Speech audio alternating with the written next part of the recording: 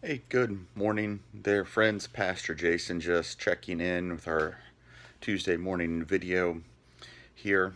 Um, the lectionary this week in one of the devotional sites your staff is doing this week has us hanging out for a bit in Genesis, looking at the story of when Abraham's servant goes and finds Rebecca. Throughout the course of the devotional t- today, though, we wind up kind of in we wind up gathered with the disciples after the crucifixion, though, and we get this story about how you know Re- Rebecca was just having her normal day, going to fill the water jugs, when all of a sudden she's decorated with jewels and hears that there's someone who wants to marry her, and we see just the sudden change in just the drudgery of her day today. We fast forward and fast forward and fast forward, and here you see the disciples, and their day to day is now changed.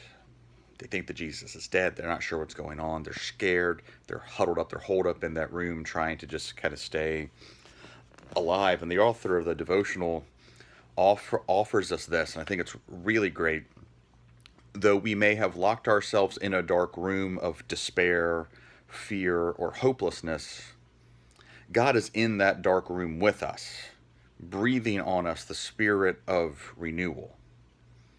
Even when trapped in dull, heavy routine, God is waiting by the well and offering love and all the gifts that love offers. Going through just the normal, dull, daily, heavy routine is hard enough.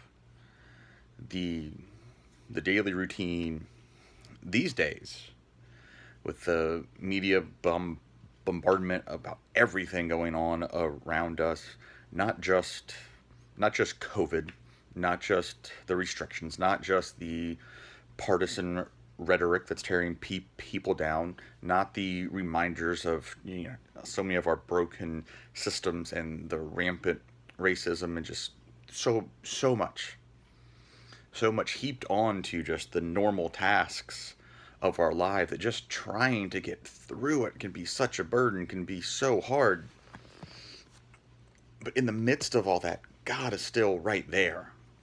And God's still working. And God's still inviting us to come and be a part of that. And I share that with us.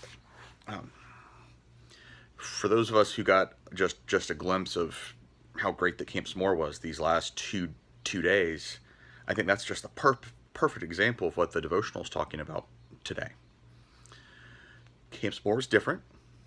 It was a lot fewer kids. The way it moved was a little bit different. The logistics were different.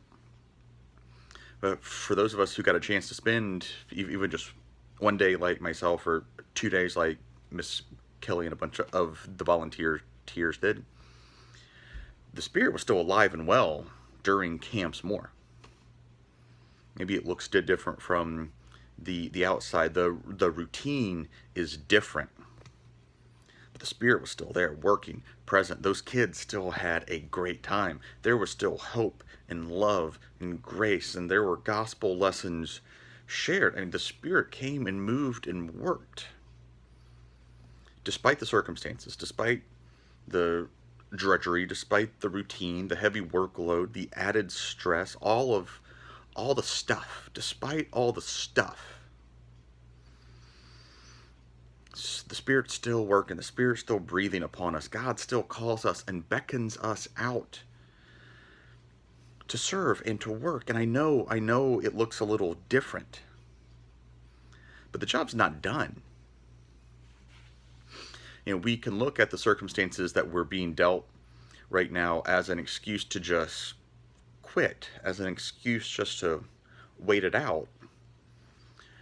Or we have an opportunity to embrace some new challenges, to embrace something new and wonderful, to offer ourselves to God and offer ourselves to each other in new ways.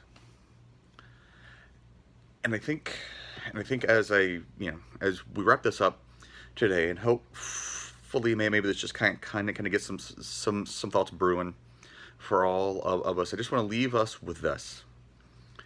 You know, who is it, or where is it in your life that right now today you still have an opportunity to go serve? Because I know that place still exists. Maybe it's nothing. Maybe it's nothing with a bunch of steps. Maybe it's nothing with a huge process. Maybe it's just something simple, something simple for a neighbor, something simple for a friend, something nice and simple for a member of your household or your family. The opportunities to serve and to be the hands and feet, they're still there. I was Camps More these last 2 days just really gave me an awesome reminder of that. There are still so many opportunities for us to go serve now, even with everything going on.